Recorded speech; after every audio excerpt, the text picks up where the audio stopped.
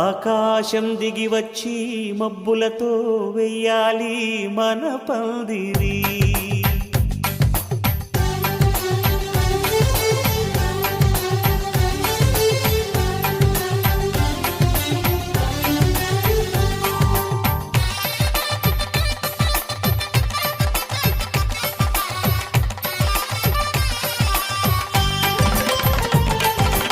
ఆకాశం దిగి వచ్చి మబ్బులతో వెయ్యాలి మన పందిరి. ఊరంతా చెప్పుకునే ముచ్చటగా జరగాలి పెళ్ళంటే మరి.